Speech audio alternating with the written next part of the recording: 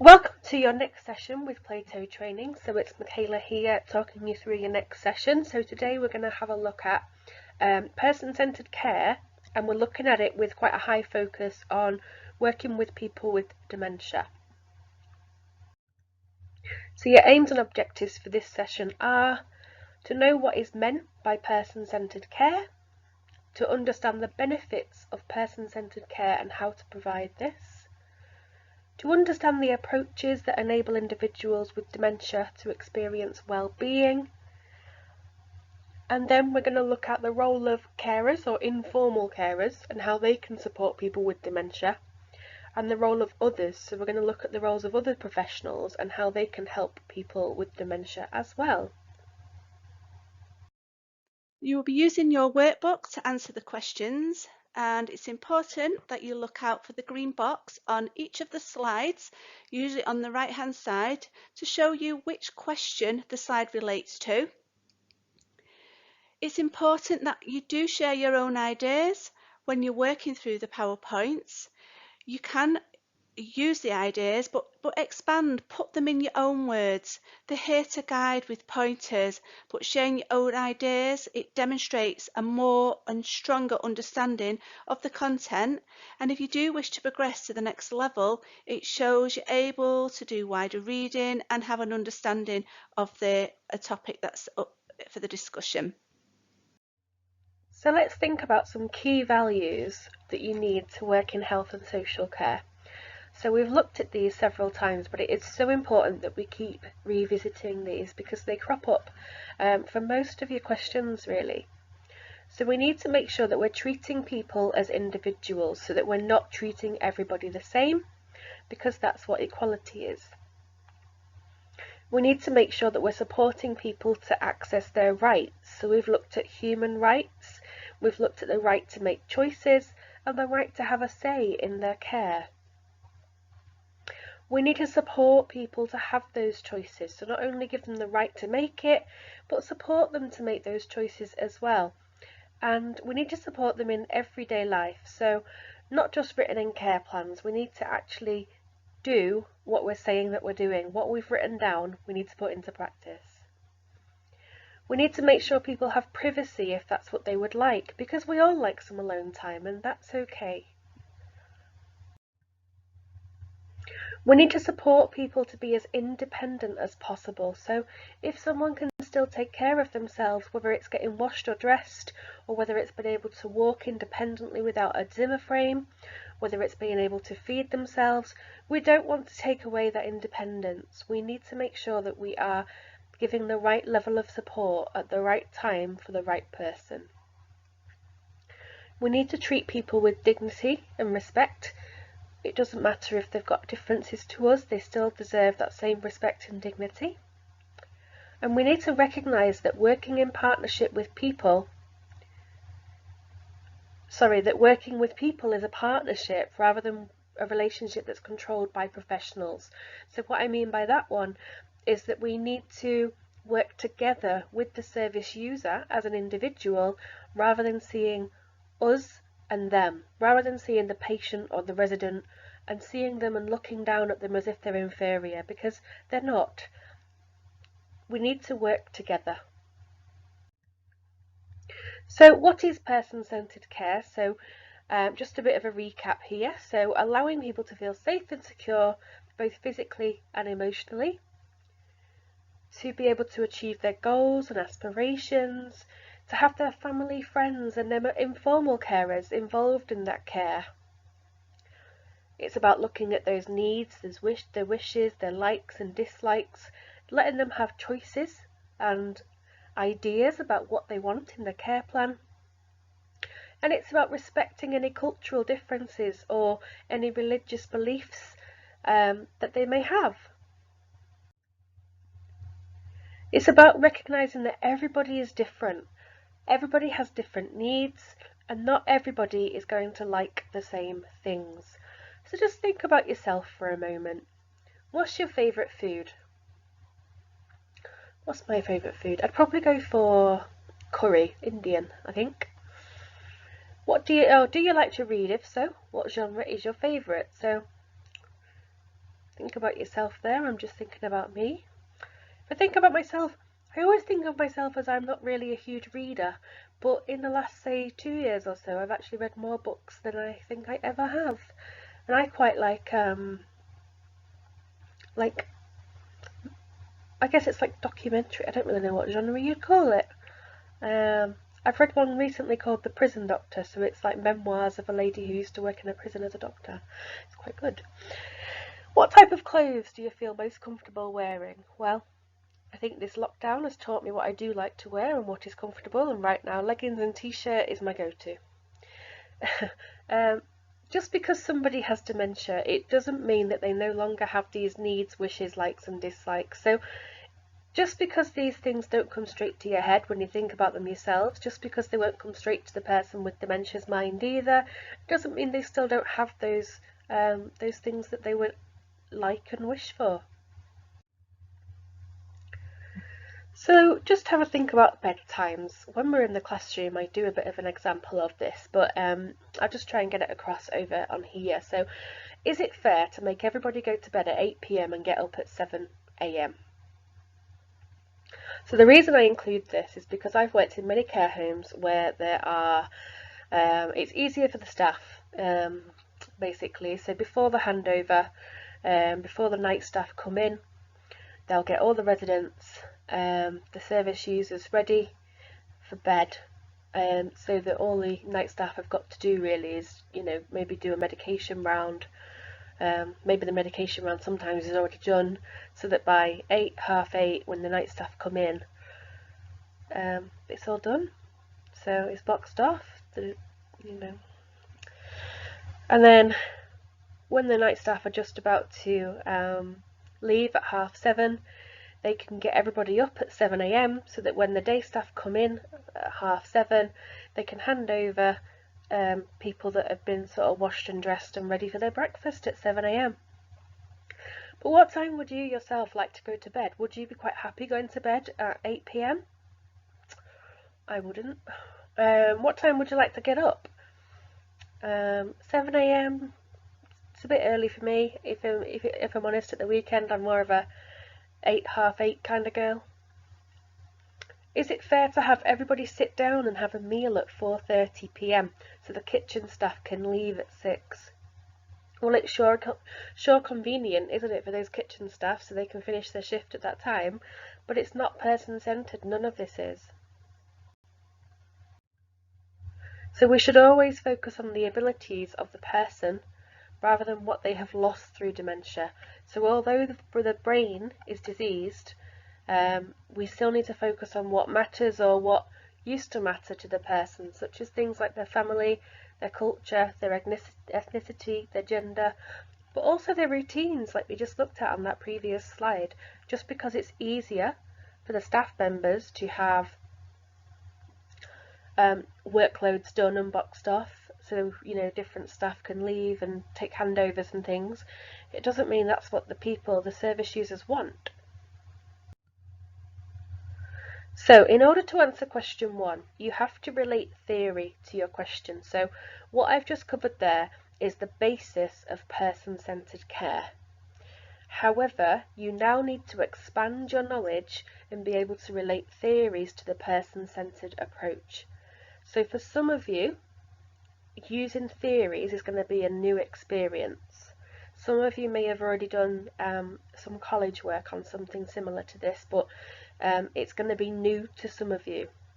Rule number 1, I would say don't panic. We're here to support you, so I'm going to try and talk through this quite slowly, but don't worry if you're not sure, because we can help. So please ask either myself, Jackie, or if you're watching this in the future, maybe Jill. Yeah, if you're wondering what I mean by theory, so I'm saying I'm happy to help you on theories, you might be sat there thinking, I don't know what a theory is. So a theory is an idea that's used to explain something. So it's an attempt to explain why that allows you to create an understanding. So what we're going to be looking at is theories and how they relate to the person-centred approach. So we're going to look at 3 theories. So I've got 3 theories here. The first one is a man called Carl Rogers, and he came up with a theory that he named the growth-promoting climate. The second theory is made by a man called Abraham Maslow, and he created a theory called the hierarchy of needs. The third person is Tom Kitwood, and he created a theory that he called Kitwood's model of dementia. So when you're answering the question, you need to explain how and why the person-centered approach works, and you need to use 2 of the theorists to explain your answer. 2 as a minimum. So let's have a look at Carl Rogers and his growth-promoting climate. So Carl Rogers came up with a theory that he named the growth-promoting climate. This theory focuses on self-directed change. So what this means is that he puts the power into the person rather than the professional, because if you are changing yourself, then you have the power. So that's why it's self-directed change. So the people that we're going to be focusing on here are the service users. So what we're doing is we're giving the service user the power rather than seeing ourselves as powerful as professionals. So because the change is self-directed, it's up to the service user to make those changes, not the professionals. So instead, the professionals would follow the lead of the service users.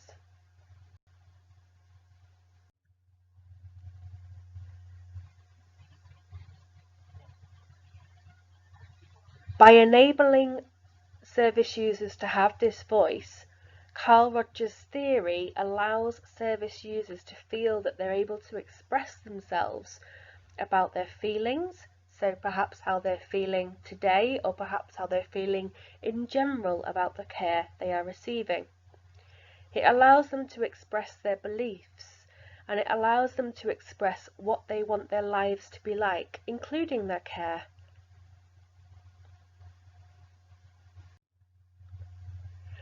So when we think about Carl Rogers and his growth-promoting climate, he focuses on how we see ourselves, or how the service user sees themselves. In order to understand what we would like our care to be like, he says that we need to truly understand ourselves. This will then allow us to understand what our wishes are, including what care we would like to have. This will enable the service users to become more confident, because if they feel that they understand themselves, that they're listened to, and they're able to express their needs and wishes, then they're going to have self-confidence. And confidence means that we believe in ourselves, so we have fulfillment in our lives. So the service user would feel fulfilled. So let's think about how this relates to care. So in care, we need to respect people's understanding of themselves. We need to respect their wishes to be able to give them person-centered care.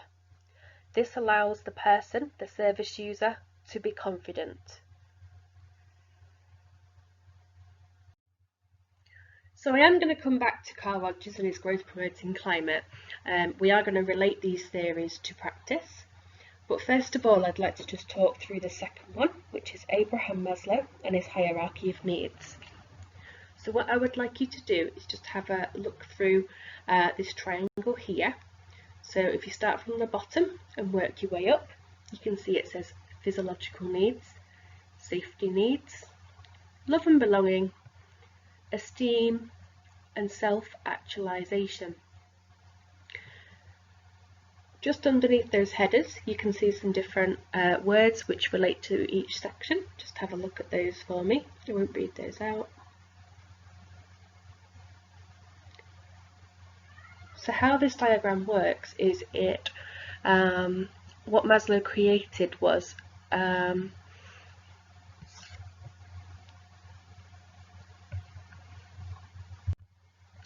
So he created an order to our lives. So he says that if we don't have our physiological needs met, then we can't possibly feel safe.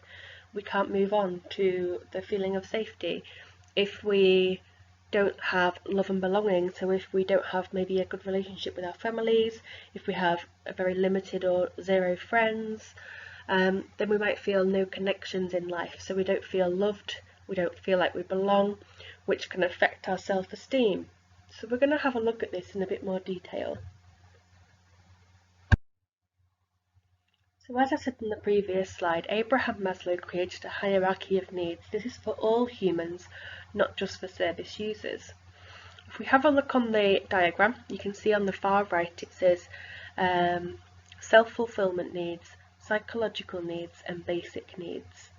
So what Maslow is saying is that our basic needs need to be met first. So we need to have food, water, warmth and rest to be able to survive. We need to feel safe and secure, and that is going to allow us to feel that our basic needs are met. We can then move on to the psychological needs, so belongingness and love and self-esteem. Only when all of those needs are met, so both the basic needs and the psychological needs are met, is when we can feel self-fulfillment. So we feel content, we feel joy. And the phrase that Maslow uses for this is called self-actualization.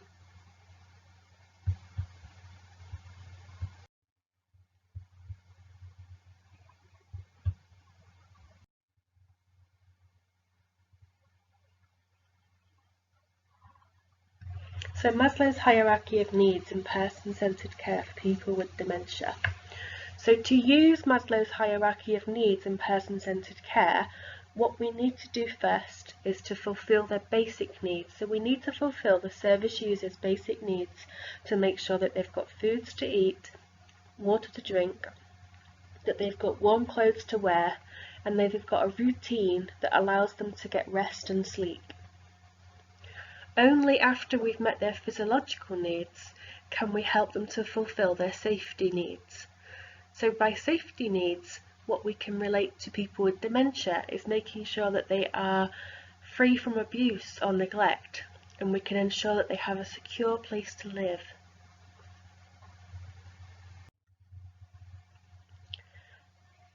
After those two sets of needs have been met, we can move on to the next three.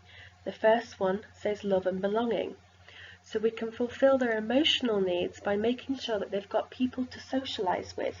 So whether that is allowing them to sit in maybe the lounge area with other residents, with other service users, so that they can have some friendships there that could develop over time, to have a supportive relationship with their key worker as well.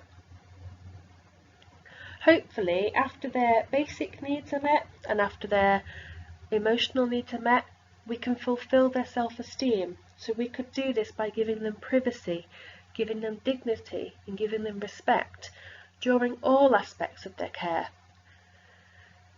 We can also give them the opportunity for choice, and that is going to help them with their confidence because they're going to feel like their opinions matter.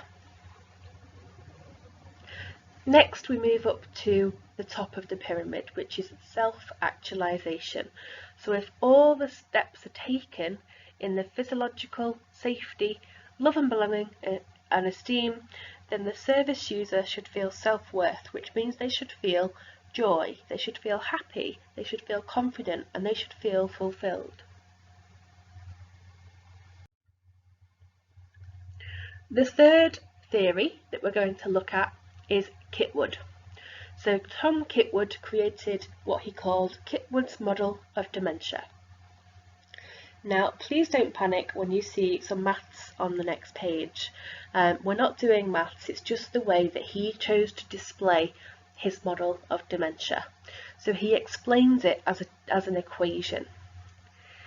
So the reason that he displays it as an equation is because he believes that dementia is not just a disease of the brain, so that's not the only thing that we need to focus on.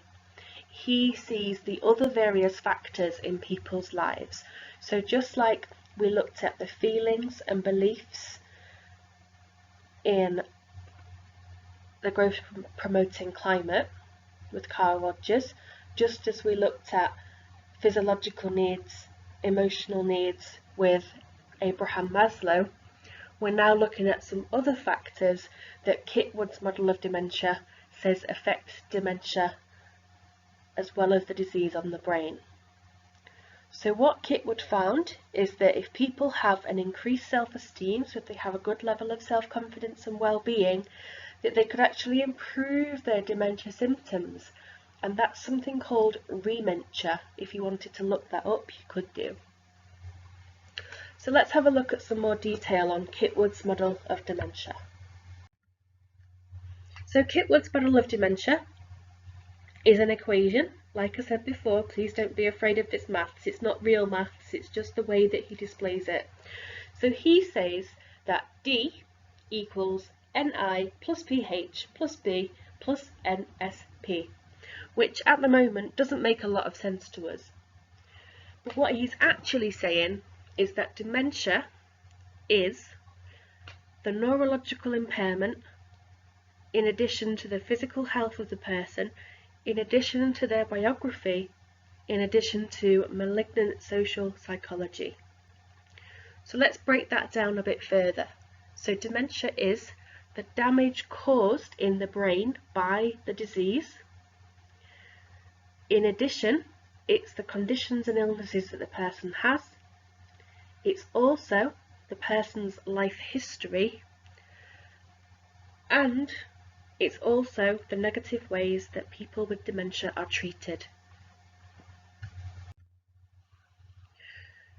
So I've broken it down again for you here, so if it's easier to read it, please just pause here. I'm just going to read the bottom paragraph out. So dementia is a combination of the damage caused within the brain, other conditions or illnesses the person has, what their life was like and what made them who they are today, and the way they've been treated by their friends, carers, relatives and others in society.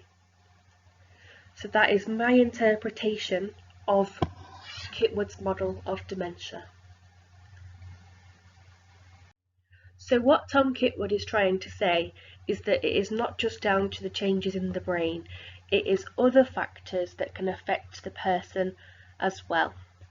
So instead of just looking at the brain, we need to look at the person's general health and well-being, we need to look at their previous life experiences, and we need to look at how people around them are treating them.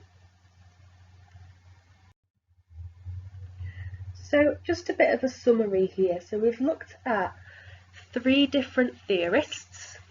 So we've looked at Carl Rogers and his growth promoting climate theory. And what Carl Rogers was saying is that being able to express and truly be yourself can raise your self-confidence. We then looked at Abraham Maslow and his hierarchy of needs theory. What Abraham Maslow is saying is that we cannot feel confident and fulfilled unless we have our needs met.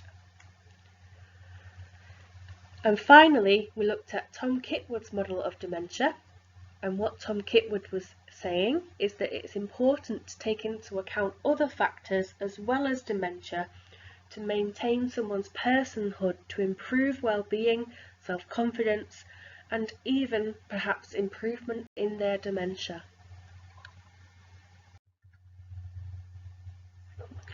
So previously we looked at a scenario regarding Caitlin.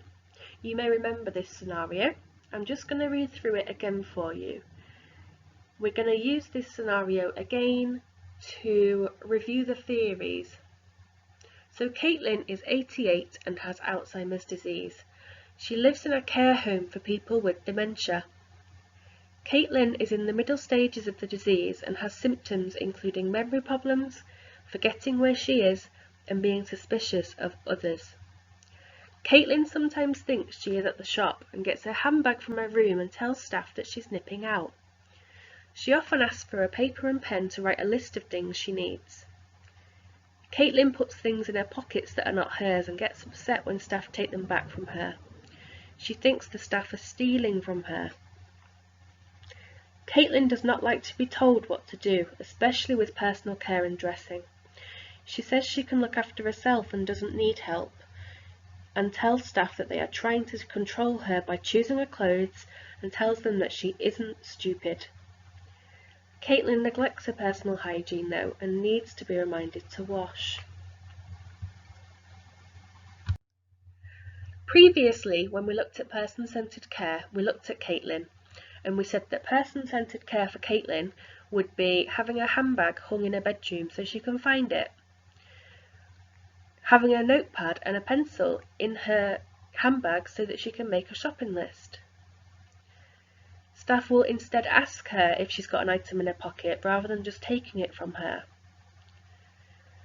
Caitlin will be able to choose her own clothes each day. She'll be given a bowl of water and a chance to get ready. They're going to use encouragement to empower her rather than just being washed by staff. Whereas in contrast to that, we looked at non-person-centered care. Caitlin's handbag will be kept in a wardrobe so her room looks neat and tidy. She can have paper, but she can't have a pen or pencil because it might be classed as a weapon because it's sharp.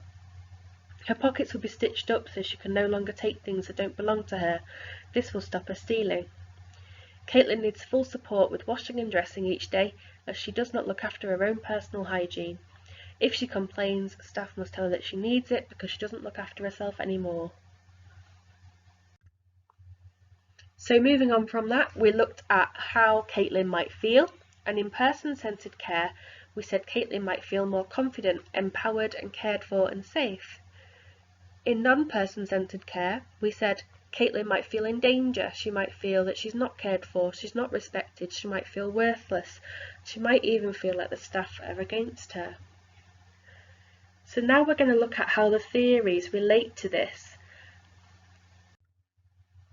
If we look at Maslow's hierarchy of needs and we look at how Caitlin might feel, according to Maslow, Caitlin's basic needs are met. She's got food, water and air. She's safe and secure, she has shelter. Her psychological needs are met. She feels confident, and hopefully that means that she will feel self-fulfillment. In contrast, if we don't give Caitlin the person-centered care, then yes, she feels that she is having her basic needs met because she'll still be getting food and she'll still be getting water. However, she might feel unsafe, so she might not have her safety needs met. When we move on to those psychological needs, she definitely won't have a sense of belonging because she feels that the staff are against her, so she won't feel that her psychological needs are met. This is how we relate theory to person-centered care. If you can see the contrast here, on the left hand side we've got the person-centered care side, and the basic needs, the safety needs, the psychological needs and the self-fulfillment needs are all met by giving Caitlin person-centered care. Whereas on the right hand side, when we are not giving person-centered care, we are unable to even ensure that she is safe, and she certainly isn't psychologically having her needs met. Let's have a look at Carl Rogers and how Caitlin might feel with those scenarios again. So with Rogers, he talks about feelings, beliefs, and what people would like their lives to be like, including their care. So with Rogers, if we start with her feelings, if we give Caitlin person-centered care, she might feel that staff are trying to keep her positive and happy, so she should feel quite in control of her care. She's able to find her handbag herself. She's able to write out that shopping list that otherwise could give her quite a bit of anxiety. Beliefs, so she's allowed to express herself and what she would want her life to be like, including her care. So staff are allowing Caitlin to have that voice regarding personal care and dressing. So they're allowing her to look after herself, which is what she's been saying that she would like to do, but they're also trying to encourage her. So with Carl Rogers' theory, so far on the person-centered care, it's looking like her feelings, beliefs and what she'd like her life to be like are all being respected. Let's move over to non-person-centered care. So let's have a look at her feelings, beliefs and what they want their lives to be like. So staff are taking over her care and they're not respecting her feelings. So she's going to be quite anxious or angry or even upset because her handbag is hidden and the list is being written for her. She's not got the control anymore, so she's lost that sense of who she is. In terms of her beliefs, the staff are only really allowing her to express negative behaviours because of a result of their actions, because they're going to be causing her frustration. Because the staff are not allowing Caitlin to have a voice regarding her person-centred care and they've taken over her care, she's not going to feel very happy there either. So it's quite sad really, isn't it, when you apply the theory to the practice. You can see the difference dramatically in how the person may react. Let's have a look at Kitwood's model and how Caitlin could feel. So in person-centred care, we have... first of all, let's just have a reminder of Kitwood's model. So we're going to look at it neurologically, if she's got any other illnesses or conditions that could affect her, her biography, and the attitude and the way that she's treated. So let's think about person-centred care. So neurologically, staff acknowledge that she has dementia and they know what her main symptoms are, and they include memory problems. She doesn't have any other illnesses that we know of from that biography that we read. So the biography section, staff will understand that Caitlin regularly went out shopping. It's something that she enjoyed, so they're respecting that choice. They're respecting that that's what she did. It's part of her personhood. The attitude and the way that she's treated, the staff know that if they treat her with respect, they in turn will be respected too. So they're respecting her wish to have a handbag in her room, to try and get herself washed and dressed, to choose her own clothes, and to write her own shopping list. Whereas if we look at non-person-centred care, neurologically, staff know that she's got dementia, but they're blaming this on why she is behaving this way. Other illnesses or conditions, so she doesn't have any that we know of at present, that's the same as the other one, but we're going to look at dementia as the main problem here. Biography, so there's no consideration taken into her life history. It's much neater to have a handbag in a wardrobe, it's out of the way. We can't have sharp objects in her bag, and if she's not going to get herself dressed, we'll do it for her. We're not taking into consideration anything about Caitlin's prior life.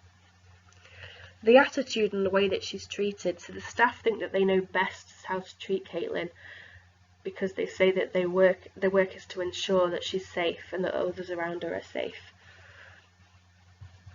But the attitude that she's being treated with isn't respectful, so they're not going to get respect back from Caitlin at all.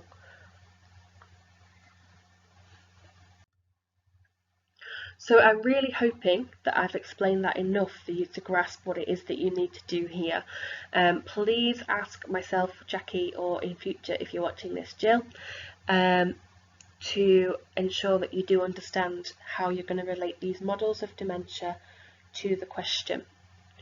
So you're going to describe what is meant by the person-centred approach when working in health and social care, particularly those with dementia, but to answer it correctly you need to show your understanding of the person-centred approach by describing some of those values that underpin it, and then for your level 2 knowledge you need to write about 2 of those 3 theorists that we've just covered and show how they relate to person-centred care.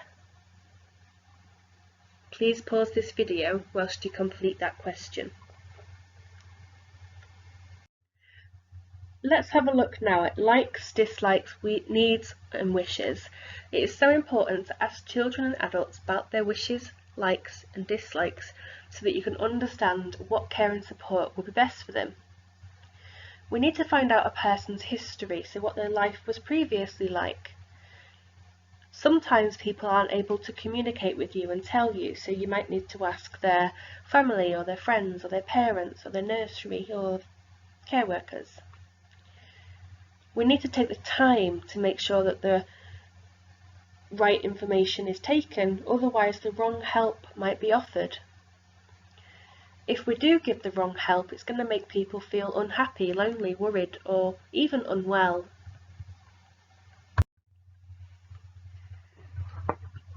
So we've looked a little bit about this already, so just think about yourself for a moment. What's your favourite food? What time do you go to bed? Do you shower at morning or at night? Do you eat breakfast? Many people don't. Do you have your main meal at lunchtime or at dinner time? If we find out people's history, needs, wishes, likes and dislikes, this will support inclusion. It will enable us to match the support to the individual. They'll feel that they're in a supportive atmosphere, and it helps us to understand that not everybody is the same because everybody has different needs.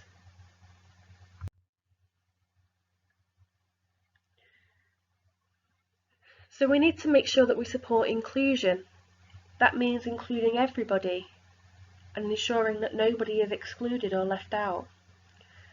We need to make sure that we are matching the preferences and likes of the person to the support that we're giving in the care home. So that could be things like activities that we're setting up.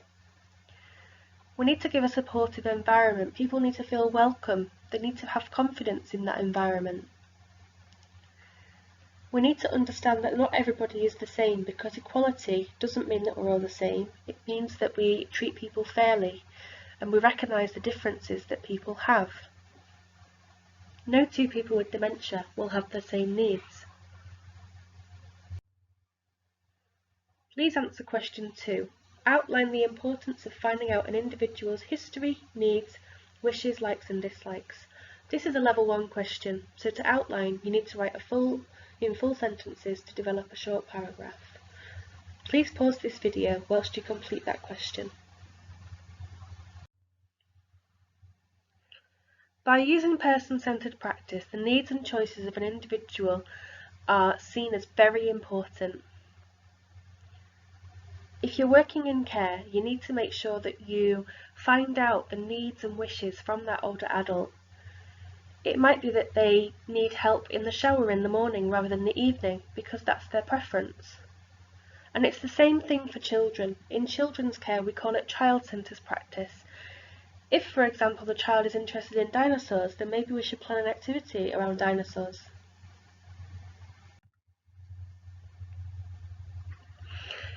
We're going to look at some specific examples of activities that take place in care environments. This could be in a nursery or in a care home. So, a child with a learning disability has difficulty eating food as she pushes the spoon too far down her throat. Staff of the nursery are worried that she will hurt herself and have asked for her parents for a review at the doctors because they don't feel comfortable. What equipment may make it easier for the child to eat without pushing the spoon down her throat?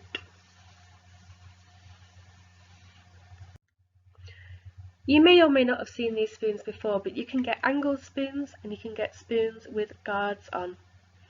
So by using some equipment like this, you are allowing that child to have some independence with their eating, which in turn will stop them becoming dependent on staff to feed them, which then stops institutional abuse and it allows the child to continue their education.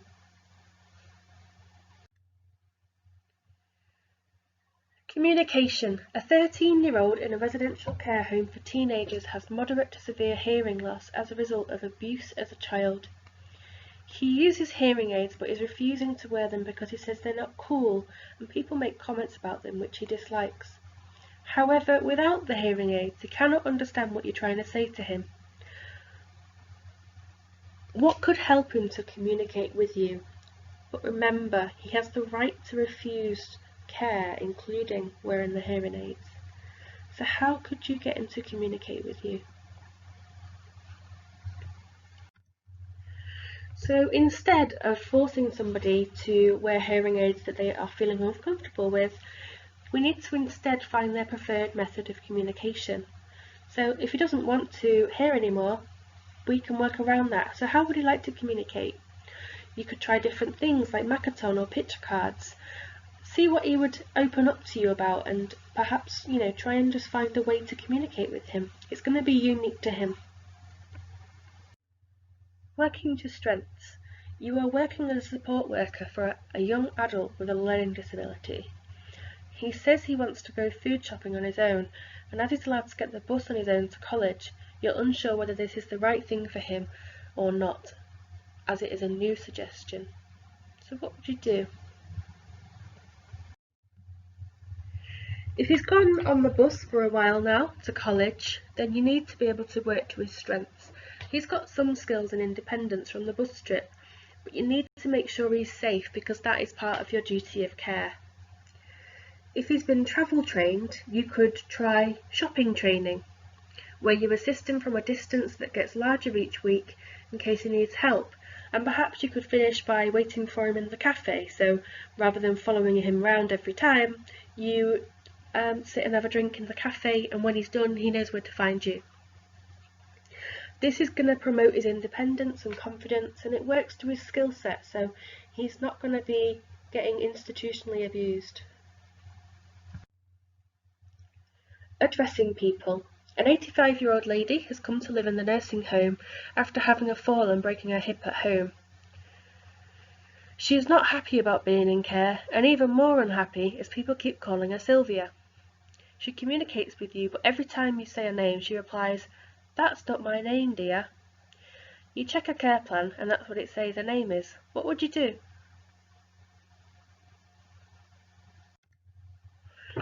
So you should always use the person's preferred name. If it's not in the care plan, then ask them. If Sylvia's preferred name is Doris, then call her Doris.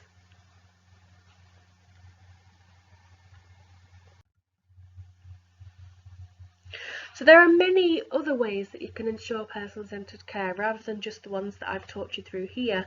So some other examples that you could use in your answers are asking what drink they would like, finding out if they would like to stay in their room or come to the lounge with others. Perhaps it's what they would like to wear, or whether they would like to have a bath or a shower. So for question 3, I would like you to give at least 3 examples of how to provide person-centred support when supporting individuals in day-to-day activities.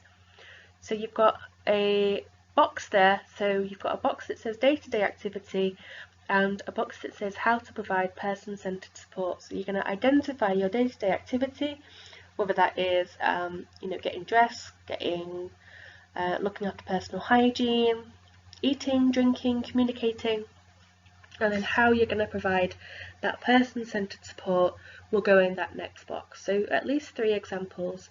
Please pause this video whilst you complete that question.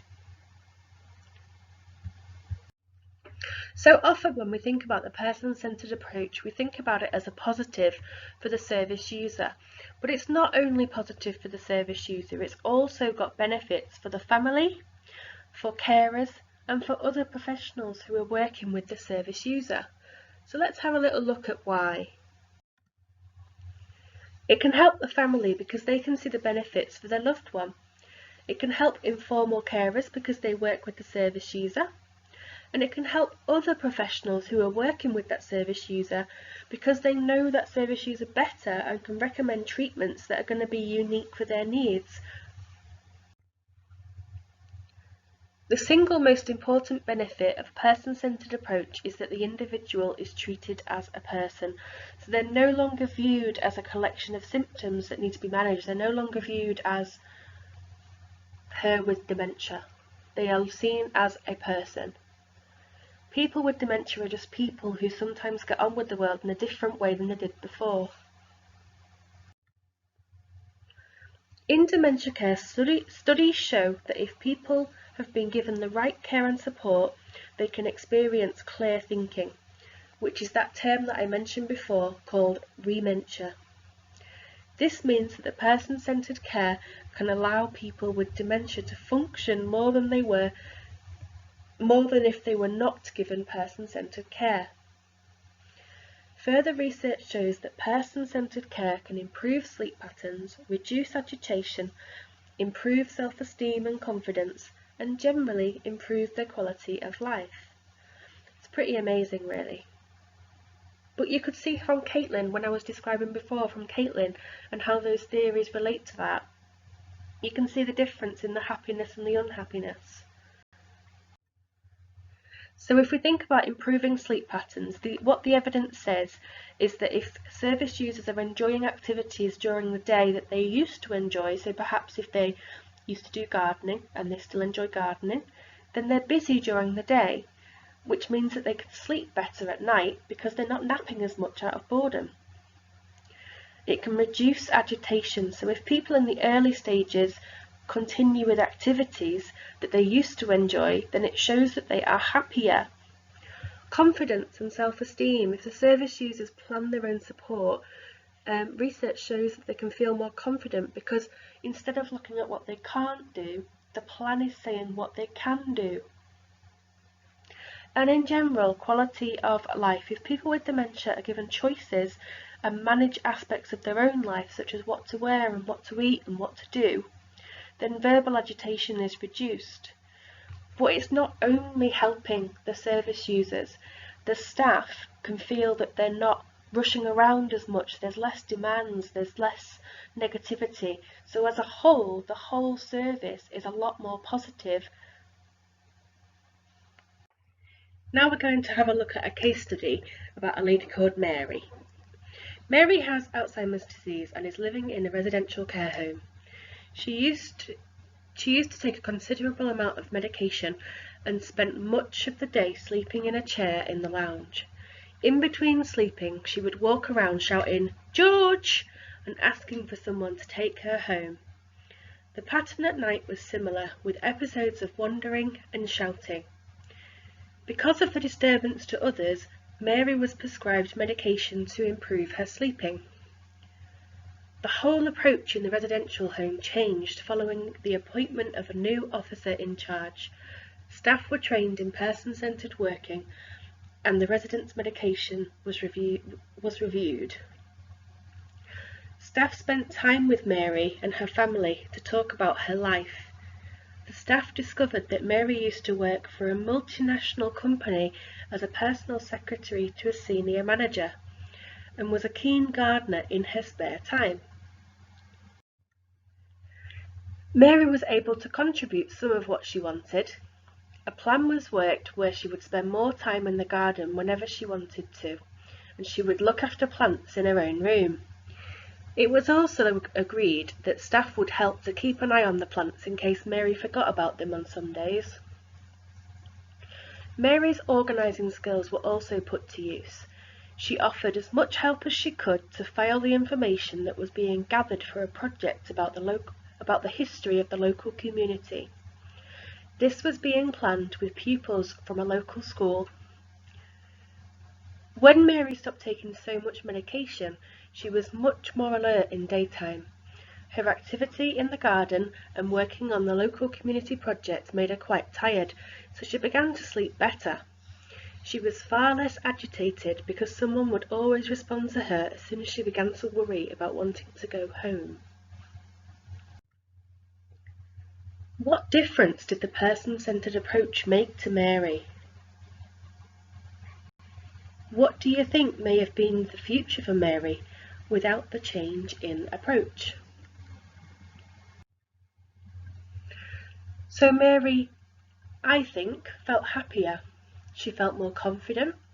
She felt valued and listened to, and she found a purpose in life to give her some fulfillment and joy. If Mary had stayed on medication, she would have been drowsy throughout the day.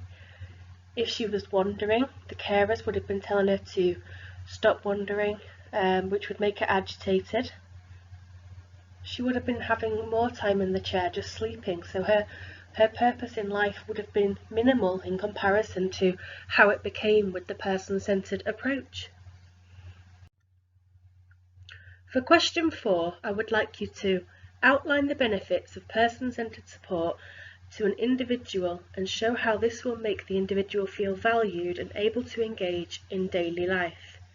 This is a level 2 question, so please ensure that you are explaining how this can affect a person's mood towards their care and how this approach could help them to live a better life each day. Please pause this video here whilst you complete this question.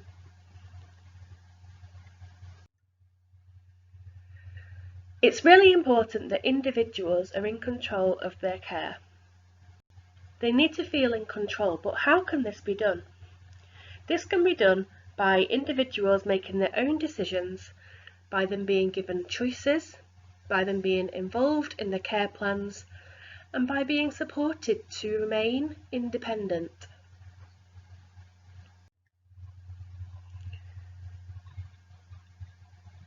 I've got a table on the next slide, so I would like you to think about the ways that you would like your care met, because you are an individual as well. So the care needs are on the left hand side here. So we've got maintain body temperature, sleep and rest, suitable clothes, personal hygiene, food and drink, fresh air and exercise. So those are all care needs that people may have. Ways to support children and adults to be in control of their care needs. So I've done two examples for you here. So let's have a look at maintaining body temperature. So to maintain body temperature, people should have the choice of wearing more clothing to keep them warm, or if possible, we could turn the heating up. They should also have the choice of removing an item of clothing, like a jumper, or opening a window if they're too warm. Those are the things that we would do ourselves to control our temperature. Let's look at the bottom, fresh air and exercise. If we think about children-centred care, children should be supervised so they can choose whether they wish to play indoors or outdoors. With older adults, they should be given a choice of activities like swimming or going for a walk in the garden. We can't assume that every child wants to play outdoors, and we can't assume that every older adult would like to go swimming. Think about yourself for the rest of those sections. Sleep and rest. What time would you like to go to bed? What time would you like to get up? Would you like a nap in the daytime? Suitable clothes for dressing and undressing. So could you still manage buttons and zips, perhaps if you have arthritis in your fingers? The males amongst you, would you prefer to wear Y-fronts or boxer shorts? As a female, I'm not sure entirely of the comfort levels, so it would need to be something that I would ask a gentleman, should I be caring for him. Personal hygiene. Do you like to wash your hair in the shower or in the bath? Food and drink. What are your favourite foods and drinks? Now I would like you to answer question 5.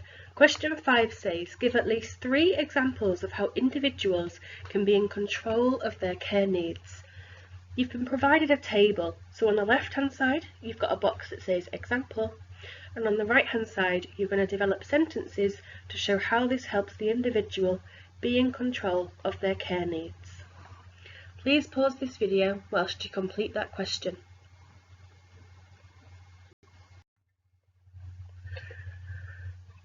Yesterday you looked at health and safety. In order to ensure that person-centred support is safe, we need to make sure that we are assessing risk. So yesterday in your health and safety session that Jackie kindly recorded, you looked at risk assessments and their importance when you're working in a care home. But we need to have another think about risks. If there are risks in the environment, it is more likely that a person will come to harm. So we need to look at the environment, and wherever possible, we need to ensure that the environment is safe for adults and children.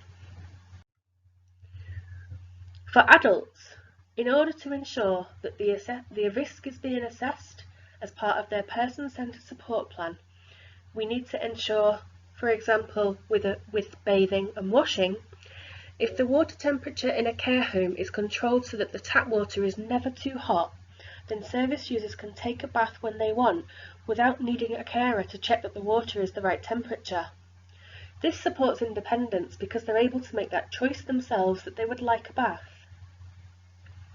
With children in nurseries, The sinks and toilets in nurseries are much lower and smaller than those that we typically have in our homes. This is so that children are able to be more independent and they can use them safely on their own without needing a member of staff present. We can also relate this to outside space. So if the care home is built with an enclosed courtyard, just like the one that I'm showing you in the picture here, then the doors could be left open on nice sunny days and service users could pop outside into the gardens. They could get fresh air, they could walk and get exercise.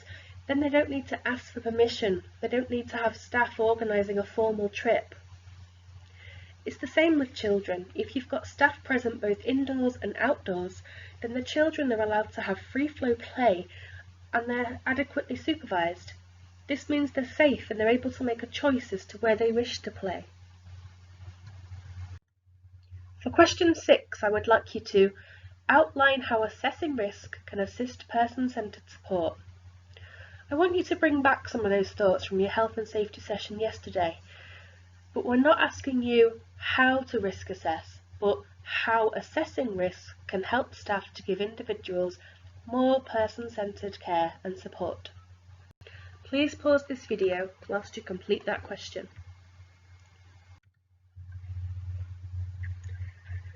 As the population ages, the need for carers is greater than ever before.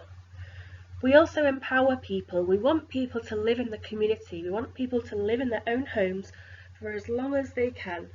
We don't want people to have to move into care homes at the first opportunity.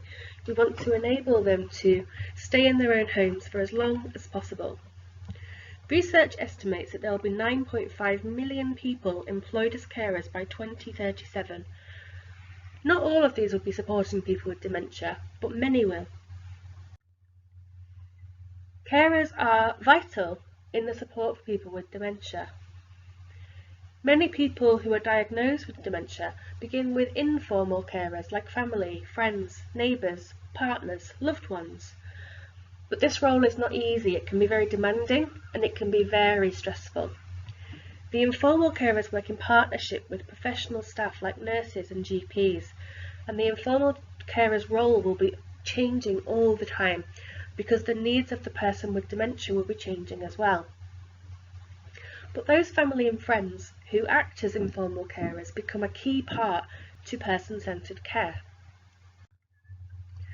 There are many benefits to informal carers being present. So family and friends as carers are great at communicating with the service user because they know them best. They know their wishes, their needs and their preferences. They know what they like and dislike, and this aids the person-centred care. Also, if a person with dementia was getting particularly agitated or stressed at a situation, having a family member or somebody that they recognise can help to calm them down and reassure them in times of distress, which is much more valuable than having, say, me going up to your gran and trying to help her when she doesn't know me.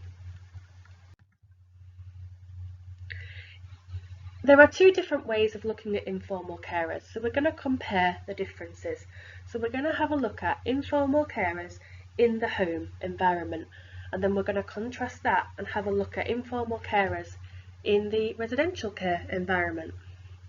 So when a person with dementia remains in their own home or in the home of the informal carer and they're supported by professional staff, if this is the case, the carer might feel that they're in control, the informal carer, so the people I'm talking about are their family, their friends, the partners, etc. of the service user. So the informal carer should feel in control, they should feel able to care for that loved one, and they can provide support that the service user is requiring. Now just remember, there are obviously varying levels of care and support at this stage. It could be such as somebody's daughter popping in to make sure the parent is okay and they've had breakfast that morning, but it could also be a professional role, a full-time support role with professional help. So for example, if somebody is in the later stages of dementia and they're requiring much more on the lines of 24/7 support. When a person with dementia is in residential care, it can be difficult for informal carers to find the right balance working with professional staff and seeing that they still have a role. And this in turn can give the carer mixed emotions. So the informal carer might feel guilty that they're no longer able to provide that level of care that they were giving in their home before. Or they might feel relieved at no longer having that level of responsibility. Sometimes these mixed emotions can mean that informal carers find it difficult to find a way in which to support their loved one. Sometimes carers may disappear and believe that they've got no role to play any longer. But remember, informal carers know that service user best and have the best knowledge and understanding of what they like. For question 7, I would like you to describe the role that carers have when supporting individuals with dementia. In your answer, I need you to try and include examples from each of the following groups. So how could an informal carer support somebody if they are younger? How could an informal carer support somebody if they are older? How could an informal carer support somebody who has learning difficulties? And how could an informal carer support somebody from different ethnic backgrounds? So in order to answer this, you need to think about, so for example, we looked at younger people who have dementia in your first session of dementia care. So you could have somebody who is, say, 36 and they are living in a care home, and they've got a husband and 2 daughters that live at home still. It may be that they took a mortgage out on and that they had 2 jobs when they did that, and now there's only 1 job, so it's very difficult to pay for the care and pay for the mortgage. There are lots of different ways that younger individuals are much more affected by dementia in their wider life. They need to maintain those relationships with their families, with their friends, as much as they can. But those people also have their own commitments because they are working. They're paying their mortgages, they've got their own families to raise, and the timing can be very difficult. With people with learning difficulties, we looked at people with dementia, people with Down syndrome, can get dementia in their sort of 40s and 50s. If that person with Down syndrome has had an informal carer, such as their sibling, so I used to work with a lady who was cared for by her sister quite a lot of the time. That sister would know the person with the learning difficulty very, very well. They would know what their normal is, for lack of a better word. And individuals from different ethnic backgrounds, so you have to think about the different cultural differences here as well. It could be that there is a language barrier, it could be that they are strongly religious, and the person with dementia doesn't want to lose that part of themselves, so the informal carer can help to fill that gap of knowledge that you need. Pause this video here whilst you complete that question. Now, the importance of involving informal carers. So we've looked at informal carers on your previous question in some detail. The informal carer can do as much or as little as they want to for their friend or relative. Just because they're in residential care, it doesn't mean that the informal carers no longer have a purpose. They can still undertake tasks to help and support that person with their care. So for example, informal carers may wish to undertake personal care and dressing tasks for the service user. They might want to take them out for social activities. They might want to engage them in creative activities. Not every informal carer is going to want to do the same tasks as one another. Not everyone will want the same level of involvement. Informal carers are just as unique as you and I and as service users, and that needs to be viewed as a person-centred set of support as well. If you've got a good working relationship with informal carers, you're going to find more out about that service user. So you're going to find out their likes, their preferences, their dislikes, their routines. You'll be able to build up that biography and their family history. And you'll also be able to just generally paint a picture of the person that you're caring for, which is going to add value to that care that you provide for the individual. Another case study for you. I'm a bit case study-tastic on this video, but I think they come across really well. So we're going to have a look at Yolanda. Yolanda has dementia. She is 75 years old and was cared for by her daughter, Cherise, until her memory lapses meant that she was placing herself and her daughter's children at risk by leaving the heaters on and the cookers on and leaving the front door open at night. Following Yolanda's admission to residential care, her daughter is keen to be as involved as possible in her mother's support package. In the planning meeting, it is agreed with Yolanda that her daughter will come and share lunch with her most days and then will stay for a couple of hours each afternoon. Yolanda is interested in music. She used to sing in a local choir and played the piano. Cherise takes her to a local music group one afternoon a week at the local church. The group is for people with dementia. They can play instruments, listen to music, sing and dance. Yolanda will continue to go to the music group with Cherise every week.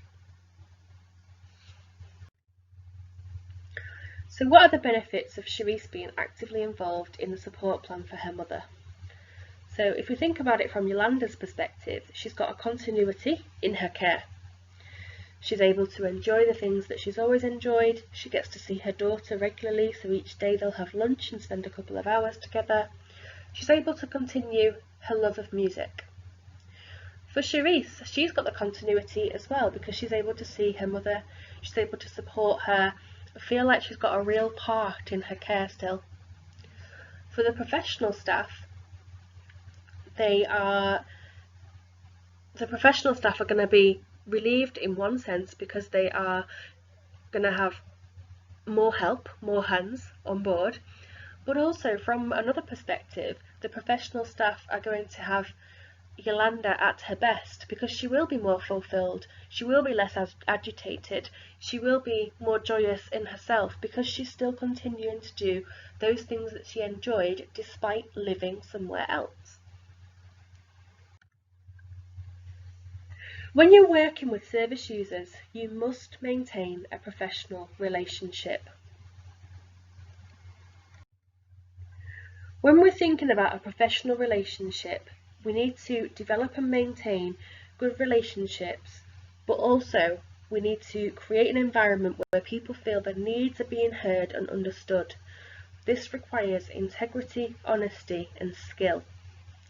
So we can't just create a professional relationship without having those underpinning parts. So to create and maintain professional relationships, they're based on respect. You need to have trust, respect, empathy, warmth, sensitivity, and perhaps touching. Perhaps it's if the loved one is getting upset, if the informal carer is getting upset, it's okay, not at the moment in a pandemic, to touch. You must also remember to always respect cultural and religious differences, just like we looked at in your equality and diversity unit. Now, there are some boundaries to your professional relationships. So professional boundaries are a crucial part of the carer's relationship. So when you are a professional carer, you must keep a boundary from the informal carers. So some examples of crossing those boundaries are, for example, having romance or sexual relationships with the service user, their family, friends, neighbours or partner, telling the service user or caregivers your life story. Now, the reason I've put that in there is because you are not going to be employed to tell the service user or the informal carers all about your life. Care is about the service user, it is not about you. You are not allowed to receive money from the service user or any of their caregivers, so you're not allowed to take any remuneration. You're not allowed to take any money from the informal carers or from the service user themselves. If you do take it, if you feel pushed to take it, so if you feel that you can't say no or you can't put it back, then you have to declare it with your manager at work. Same with if you are given, say, a bunch of flowers or some chocolates at Christmas, it's always best to declare your gifts, because otherwise it can be seen that you've not got a professional boundary. Further benefits and support for informal carers. So although informal carers may feel that they're coping okay, some might need some more support both mentally and physically. So if you have a very good professional working relationship with the informal carers, they should be able to open up to you about the help and the support that they might need in order to effectively care for their loved one. So some examples of that care and support could be the informal carer needs a break. Maybe they've told you, I need a break, it's all been too much for me this week. You can get in touch with your company, your agency, and see if we can get something fixed in. Maybe that care plan needs reviewing via the social workers because the needs of the carer have changed, or the needs of the service user have got more demanding, so you need to get those changes put in place. It's not going to be you that does that, it's more likely the social worker and the agency or company that you work for. But if you're the one who's hearing this for the first time, then you're going to be the one to pass on that information. Perhaps if the informal carer needs some aids, equipment or adaptations, if the physical environment can be assessed, so the social worker can come out and assess the physical environment, the occupational therapist can assess it as well, and they can maybe get a hoist or a ramp and just make that life easier for that carer to reduce the demands of their job. They'll need cover whilst they're undertaking training, and they also need some time to be themselves as well. So I would like you to now answer question 8, which says, explain the value of developing a professional working relationship with carers. So just remember that when we talk about carers, you are talking about it from the perspective of a professional carer, whilst you're working with the individual who has informal carers in their house. So why do you think it is important that you develop that strong professional working relationship with the informal carer, who could be their neighbours, their friends, their partners? Pause this video here whilst you answer that question. The role of others in support of people with dementia. So there are many different people whose professional roles can involve support for people with dementia, but not all will be involved with every person with dementia. But everybody with dementia is likely to have a team of professionals who are there to offer support. So here I have a list, and I've called it the multidisciplinary team. The multidisciplinary team may consist of a care and support worker, a social worker, nurses, doctor or your GP, occupational therapists, physiotherapists, dietitians, and we're going to have a look at what each one of these roles can do to support somebody. So the care and support worker can help with personal care such as washing, dressing, changing bedding, doing laundry and helping with meals. They work in your own home, or they can work in a residential care home. Service users might need a social care worker at home because they've just got out of hospital and are recovering. Or it might be that the dementia has reached a stage where the people need a bit of extra help. Now they're known by a number of names. You might hear care and support workers being called home care workers, domiciliary care workers, or home helps.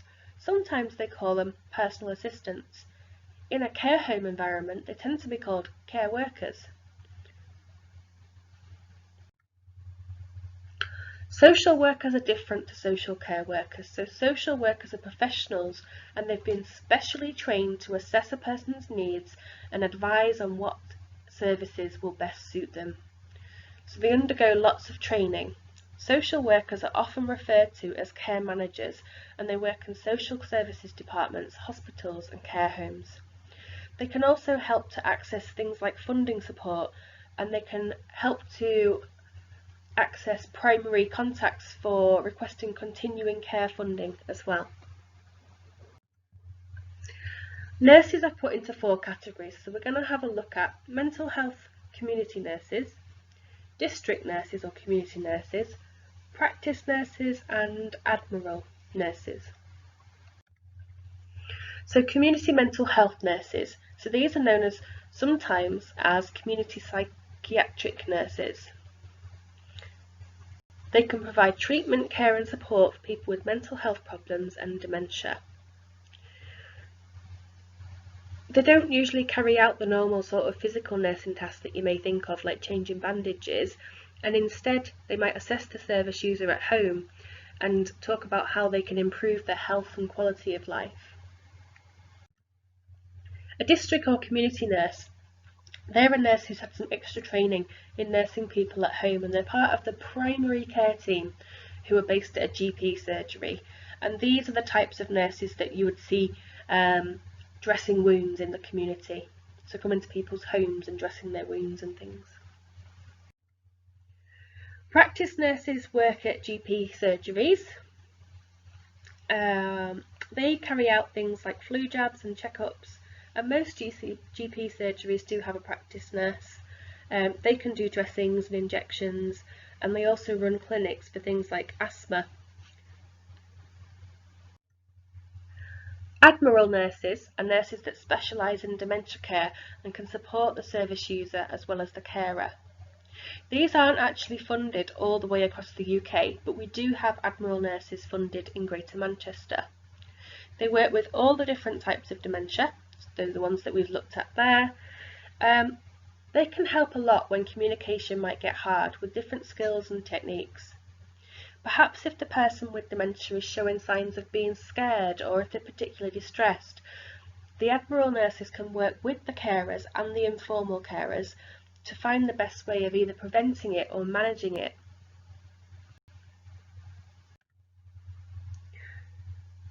Doctors or GPs, general practitioners, they're the first port of call for somebody who has a health concern.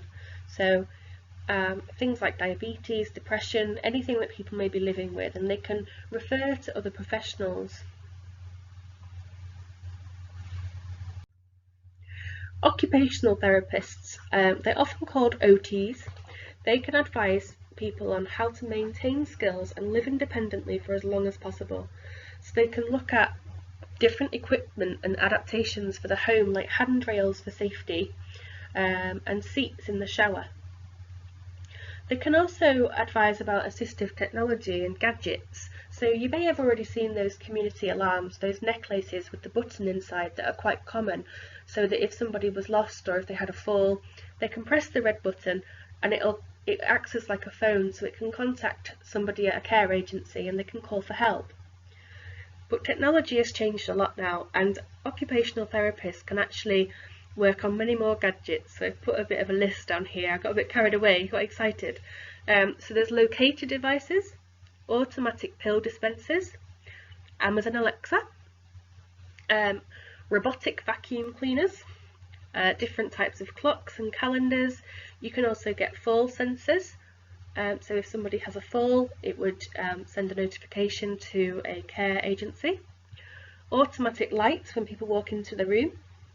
Special plugs for the bath with a water level sensor built in. So when the water level gets to a certain height, rather than overflowing, the plug would automatically release some water. There are many others as well. They can get lots of equipment, and I'm not sure about the funding, but they can advise on a lot of it at least. Physiotherapists can advise on exercise and moving around, so they can also advise carers on safe ways to help somebody move around.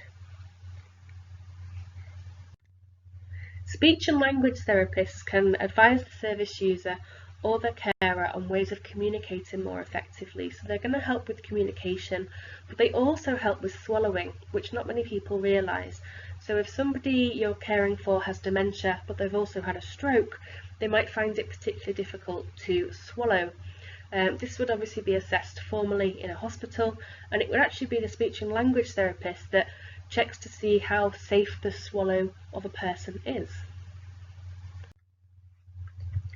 A dietitian can help with advice about what to eat. So they work with lots of different people who have a low appetite, weight loss or weight gain. They can prescribe different vitamins and food supplements. So the role of professionals who support people with dementia. So when you're answering question 9, you need to describe the role of 3 professionals who work to support people with dementia. I would like you to do some more research on the roles that I've gone through, or you may wish to look at some different roles, and I've put a bit of a list here. So you might want to look at a psychologist, a consultant specialist, a pharmacist, or a dementia care advisor. But for whichever ones you choose, whether you're going to start from scratch on those 4 that are listed here, or whether you go back to the previous slides and look through those again, I would like you to add a bit more detail than what I've given you so far. So for question 9, describe the roles of at least 3 others in the care and support of individuals with dementia. Please pause this video here whilst you complete that question. Making referrals. Your role in supporting somebody with dementia is vital, and it covers many of their needs, but you cannot do everything, and you'll need to gain access to professionals with a high level of training and expertise for some areas of work. So an example of this is the physiotherapist. If a service user has mobility problems as a result of their dementia, then a physiotherapist are the ones who can prescribe appropriate exercises. Your role as the care worker would then be to assist the person with dementia to do the exercises that have been given by the physio. How to make referral and access support. Making a referral to gain the right support for somebody is part of your duty of care as a professional. You need to recognise when and how to do this. To make a referral, you need to contact the GP or the social worker. The GP or social worker will then contact the relevant professional to arrange the assessment. So back to my example of physiotherapy. Step 1, you're going to identify the problem. So if the service user is having difficulty with their mobility, you need to contact a physiotherapist. And then step 2, you need to think about how to refer. Because you're unable to directly do this, you would need to arrange an appointment with the GP. The GP will then refer the service user to the appropriate service. In this case, it's a physiotherapist, so they can make the assessment and prescribe the exercises. As the care worker, you'll then support the service user with those exercises.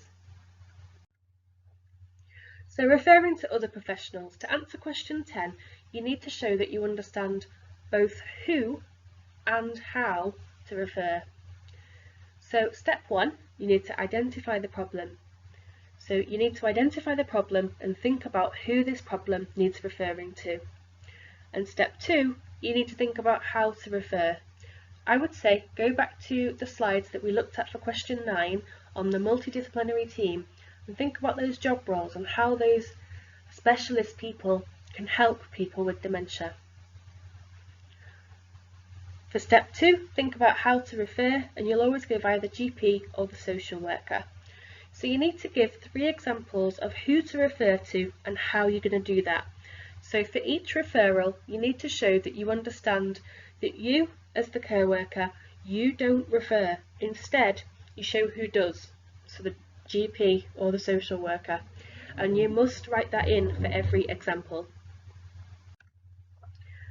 Now for question 10, which is your last question of the day. This has been a very long session for me to record. Explain using at least 3 examples when it may be necessary to refer others when supporting individuals with dementia, and explain how to access this support. So please ensure that you are answering both parts of that question. So just remember there are 2 parts to that question. You're going to explain when it may be necessary by identifying the problem and who they need to see, and you're going to explain how, which is by going to the social worker or the GP. I've given you an example layout. It may be necessary to refer to others when supporting individuals with dementia because they may have a problem with their mobility. They can help the individual with dementia by prescribing them with exercises. To refer somebody to the physiotherapist, I would contact the GP. So that is the end of your session for today. Like I said, that was a very long session, and I hope it's all made sense to you. Please, if you've had any troubles, please do get in touch with Jackie or I, or if you're watching this at a later date, perhaps it's Jill. Your aims and objectives of today's session were to know what is meant by person-centred care, to understand the benefits of person-centred care and how to provide it, to understand the approaches that enable individuals with dementia to experience well-being, to understand the role of the carers in the care and support of individuals with dementia, and to understand the role of others in the support of individuals with dementia. Thank you for watching.